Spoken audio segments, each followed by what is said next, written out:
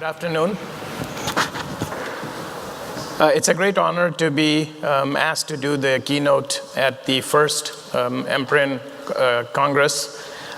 Since I am the first keynote speaker, I'm pretty safe because you have no basis to compare me to anybody who went before. So it's pretty safe that after I am finished, you can go tell everybody this was the best ever speech you heard at the Congress. Babson Global, before I start, just a quick, Babson Global, given this morning's session you might be interested, is really a lean startup within Babson College. It's a 100% owned subsidiary of Babson College, but it was started with taking no capital investment from the college. So we actually have a very interesting story that one of these days, when I get time, I will write about what it means to do corporate entrepreneuring inside a college that is 97 years old and has all of its processes in place. But anyway, I wanted to give you a little bit of a background on what we do and what our model is. Just touching base, I don't think I need to say much. You all understand about the importance of entrepreneurship. That's why this Congress, you heard the Honorable Minister talk about the importance of having more entrepreneurship and the role of government to encourage entrepreneurship. We at Babson College believe that entrepreneurship is the solution to many of the problems that are facing the world today. Just a point of context, recently the Gallup organization put out a book that was titled The Coming Jobs War. And the basic theme of this book is that the biggest problem facing our world in the future is going to be youth unemployment. There's a large number of young people across the world, and there is no way in which governments and corporations can create the jobs that are needed to fulfill them. So just staggering statistics. In the Middle East alone, just in the Middle East alone, you need 100 million jobs over the next decade to be able to keep up with the population that is between the ages of 16 to 26. So this is a huge challenge, and we believe it is a challenge that can only be fulfilled through entrepreneurship. So what we believe at Babson is that the world needs entrepreneurial leader, and as the recognized leader in entrepreneurship education, we have been doing this for a long time. In fact, I think we started doing entrepreneurship in the year 1978, which is about 36 years ago, and we were the first ones who did it, and we have had a lot of time to do a lot of teaching, a lot of research. And so I'd like to give you a little bit of what we have learned over this 36 plus years journey of entrepreneurship and entrepreneurship education. First and foremost, what we have learned is that entrepreneurship is a method that can be taught, a method that can be learned. And it's a method just like the scientific method. So you all know that everybody in the educational systems today is taught about the scientific method. We are all told that the way to solve a problem is define the problem, collect the data, formulate a hypothesis, collect the data, test it, make recommendations. That's second nature to all of us.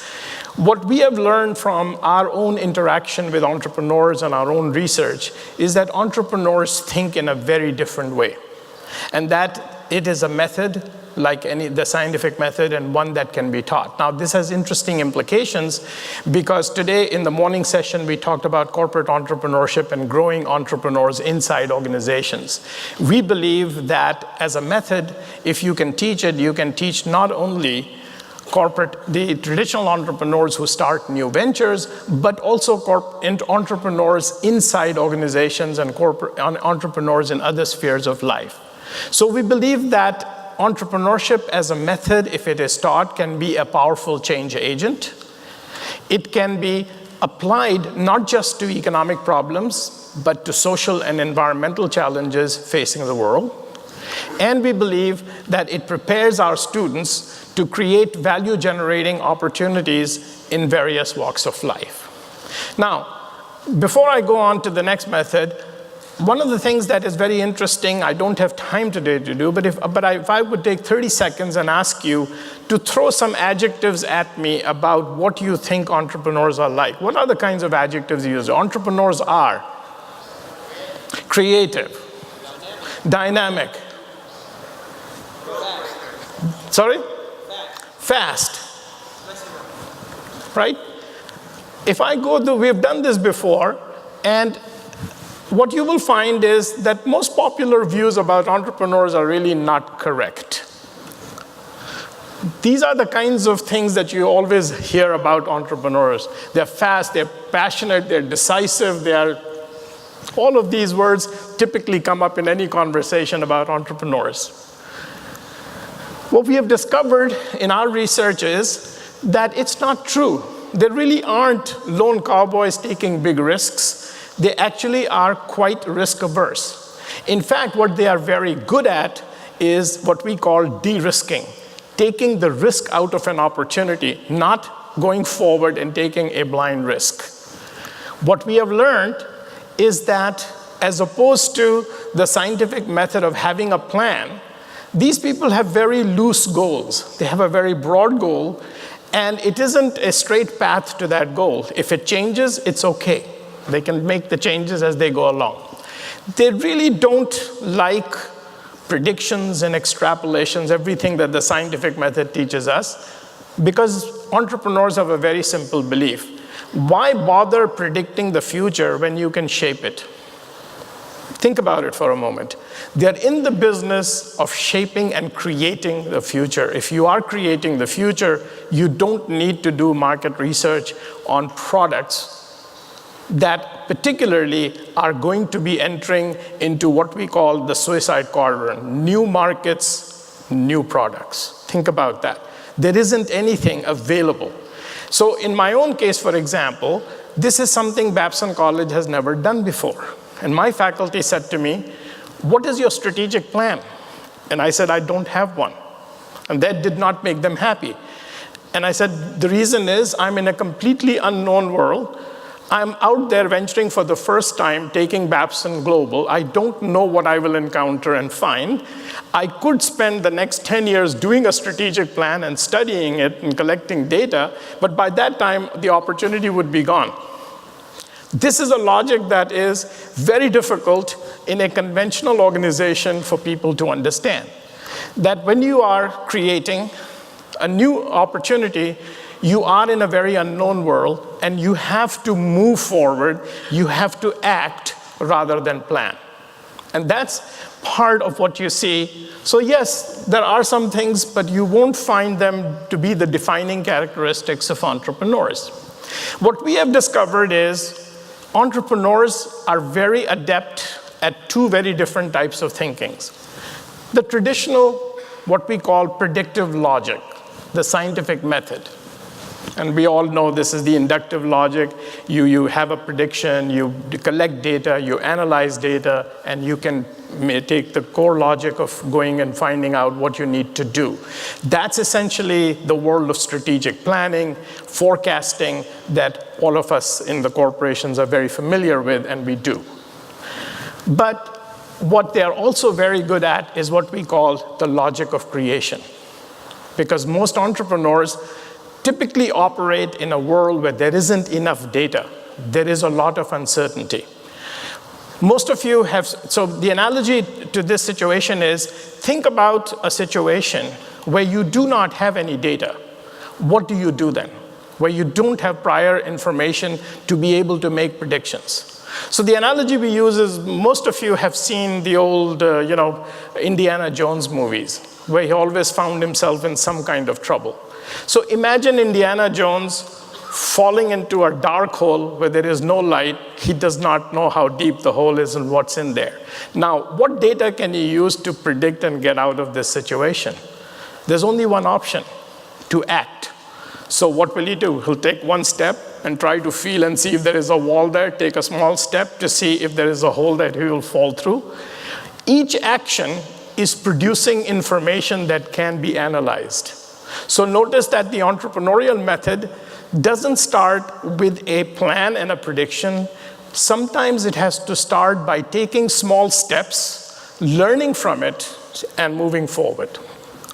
So the other major things that entrepreneurs are very good at that we have seen is bringing others along on their journey. And when I say bringing others along, what that means is not the ability to sell. I know that after this session, you'll have a lot of rocket pitches. But actually, in the long run, what is very important is the ability for you to be able to change your ideas in response to bringing other people along. Because it's not just about selling your idea, it is about making sure that you have others who are willing to co-create this. So your idea may start here, but as you bring other partners along, they will change those ideas, and you have to be ready to adapt those ideas to the people who are coming on board and providing you with the resources. A third thing that entrepreneurs are very good at is embracing surprises, because you know that there will be, in any new venture, a lot of surprises on your way. And surprises are something to be cherished. They open opportunities. They are to be embraced. They are not to be disliked. A surprise may be a problem, but it also creates opportunities for new ways of solving that problem. So let me now turn to you and say, if these are the key characteristics that we have observed of good entrepreneurs, what is it that we do in our educational model? What is it that we do that allows us to create more entrepreneurs? And the backbone of our model is what I call the 3 C's. A unique curriculum, a culture that is different than other educational institutions, and co-curricular experiences. So curriculum. One of the things that we do very unique is that our curriculum is designed to provide experiences which are very practice-based, which are based in learning from doing. So for the last 20 years, every freshman, 18-year-old who comes to Babson College is thrown into a real business that they have to start and close down within their first year. This is a real business. This is not a make-believe business. So they learn immediately what it means to be doing a business. And some of them learn that business is not for them because it brings a lot of responsibility for meeting payrolls and so on. So the curriculum has always been very practice-based, very practice-oriented, where you learn by doing, learn from your experiences. The other aspect of the curriculum is we also teach them that often you have to act. So we take away the fear of acting. And we do this by making them to a disciplined way of moving forward, getting them not to be afraid that sometimes it takes more than just thinking. You have to act. So you have to act your way into new ways of thinking. So to give you a quick example, one of the key elements of this first class that we do is before they have learned anything about accounting, finance, marketing, they are actually running a business. So they're actually learning from doing rather than learning first the theory of what it takes to do a business and then trying to practice it. So practice comes first, theory comes second. Very, very different way of teaching students. It's not about, what we have discovered is that the three key elements of good entrepreneurs is they know who am I. They ask the question of who am I, what do I know, and who do I know and who do I need to know. That's why the curriculum is really designed in a way that allows students to explore who they are, get them to learn the basics of running a business, accounting, finance, marketing, all of the things that you have to do. And finally, networking, create that network of relationships that allows them to move forward. I talked a little bit about some of the one signature class. In the interest of time, I'm going to move on. There is a whole bunch of co-curricular activities. And basically, you should think about our approach to education is very simple. What we have said to the faculty is, students live on our campus. They spend 168 hours in the week on this campus. 14 of those hours are spent in the classroom. So what we have asked our staff to do is to say, think about what they will do with the other 154 hours. So the entire college environment becomes a lab, a living learning lab. For example, Eat Hour is a dorm in which everybody who is interested in starting a new business lives together. So they eat, live, and breathe entrepreneurship 24 hours a day, 168 hours a week. So it's not just the faculty and just the 14 hours that is responsible for turning out the students that we want. There are other co-curricular activities. A lot of them occur on campus, but they are all designed to take advantage of what we call the other 154 hours. Now, the nice thing about this is that for the first time, this has given the staff of a college, which usually doesn't get involved with the students, an opportunity to do things differently. So for example, in the old days, if you went in and as a student you said, I'd like to open a soccer club, they would do the paperwork for you. They would tell you, you need to do this, you need to fill out this paperwork, you need to do that. And then they would buy the soccer ball and the field and all of that. Today we say, a soccer club is also a startup. So we tell the students, so go figure out what do you need to do. And they have to figure out that they have to pull together the resources, they have to buy the equipment, they have to get times for practice, they have to work with the faculty on scheduling the time so that the classes do not conflict with practice time.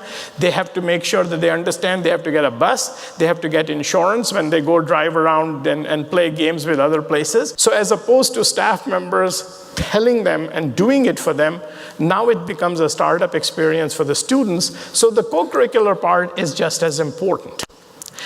The third element of our educational model is the culture. We create a culture in which it is very important for students to feel safe. So one part which is very important for the faculty is we never tell a student that you have an idea that is a bad idea or a stupid idea. So I'll give you an example. A few years ago, 4 or 5 years ago, in my managerial accounting, the second year sophomore class, I had one of my students who came to me and said, Professor, can you teach me how to do a cash flow statement? And I said, well, that's week 13. So, but I need it next week because I'm putting together a business plan for my venture capital. I said, fine. What's your business idea? I have these little rubber-tipped gloves, about this much. I'm going to sell these rubber-tipped gloves so you can eat ribs without getting your fingers dirty. So my first, of course, you can imagine my first inclination was, listen, there is a reason they call it finger food. Because people like to lick their fingers, that's why. So, but you don't say that. You say, okay, come to my office, and I'll help you with the business plan. But I said, but have you talked to some customers to see if they're really interested in these little rubber tips on their fingers? And obviously he went to his friends and he found out when they laughed in his face that that was not a great idea. Well, he abandoned that idea. And by the 2 years later, by the time he was graduating, he had come up with a different idea. And that idea was to have a computer program that designs the jewelry. You go in, you design your own jewelry, and then they produce it. When he graduated, this young man got $6 million in venture capital funding. Not bad for a 22-year-old who started with, this tips. And I still laugh and I still joke with him. And I said, what happened to your idea of, having these rubber tip gloves? But that's part of that culture, is never having to tell them that they have a stupid idea, because we don't know if it is a stupid idea or not. Who are we to judge? So that's a part of the culture. Now, Babson Global is essentially trying to take the entrepreneurship mission, because we are number one and have been number one. We believe it's our social responsibility to take it to the rest of the world, because not everybody will be able to come to Babson College and experience that individually.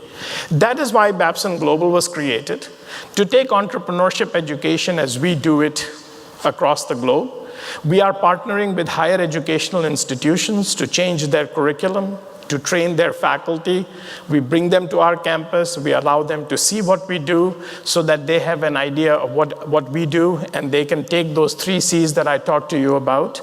We are working with vocational colleges to put entrepreneurship so that you not only train a person to be an electrician or a mechanic, but they also have the ability to start an electrical business or start their own garage if necessary. So they come out with two sets of skills, entrepreneurial skills, because we believe, as I said earlier, it's a method, it's a life, it's a skill that is useful as a useful life skill for you. We are also, as you saw this morning session, we are also working with what we call an eCities program. This is a program that is designed to create entrepreneurial cities. And it is based on the assumption that a lot of what is problematic with entrepreneurship across the world is that the regulatory framework is not friendly to entrepreneurship. So what we are trying to do, as the Honorable Minister talked about this morning, is trying to create smart regulations that allow for entrepreneurship to flourish. So it's not a position that says there should be no regulation and there should be a free market and free for all, but it is really saying, let's look selectively at the regulatory framework and let us see what changes are necessary. And so we are particularly working with cities that are being built from scratch. So we're working with a city in India called Lavasa, which is going to be a brand new city. We're working with King Abdullah Economic City, which is again a city in Saudi Arabia that is being built from scratch. We're working with Dominican Republic with a new city that will be creating. And so this is an opportunity to put in the right regulatory framework for new cities that will be more entrepreneurship friendly. We also have a program that our corporate folks who were here on the earlier session might find very interesting. This is a research project that we looked at, which was basically looking at what is the difference between entrepreneurship outside, an independent entrepreneur starting a new business, versus a corporate entrepreneur inside an organization. And what we discovered is that there are some remarkable similarities in the approaches that the two take, but there are also some very interesting differences. The biggest impediment for the external entrepreneur is capital, access to capital. The biggest impediment for the internal entrepreneur is reputation. The capital that they are putting online in a project is their reputation. If it goes bad, everybody in the organization says, oh, you had this stupid idea that you... Imagine my student working in a corporation saying, I want to put some rubber-tipped gloves for eating ribs. And if it doesn't work out, then your reputation is mud. Oh, that's the guy who came up with the rubber-tipped gloves idea that did not, work and it failed. So there are some similarities, there are very interesting lessons that we have learned from what we call the Entrepreneurial Experience Lab, which is basically a video documentary of a number of different entrepreneurs to see what it is that they find to be, in their experience, an impediment to entrepreneurship. And this is where we discovered, as I said to you earlier, that the language that the entrepreneurs, a number of them used was, no, we don't take risks. What we have to do is take the risk out. That my biggest challenge was taking the risk out of the opportunity, not just going ahead and taking a blind risk. We are also working with Goldman Sachs on a program which is called 10,000 Small Businesses. This is a program that is designed to not for new startups, but for companies that are already started, but they are small. And what this program does is teaches them how to create a growth plan. When they create a growth plan that is a viable growth plan, Goldman Sachs provides the capital for them to grow. So in a sense, it's a form of a corporate venturing program that you heard about in the prior session, except it's solely being funded by Goldman Sachs. We wish we could move faster because we are only in 13 cities after 3 years. So getting to 10,000 businesses, which is the ambition, is going to take a little while, but that's part of it. And of course, Babson Global's ambition is that one day we can take this program and make it 10 million businesses across the world, as opposed to, and what we are doing is actively finding the equivalent of a Goldman Sachs, a financial partner in various countries who could do very much what Goldman Sachs has done, because the model is wonderful, it works beautifully, it has resulted in a number of growth businesses in the past few years and has been a great model to look at. So I'll stop here. thank you very much for your time. Appreciate it.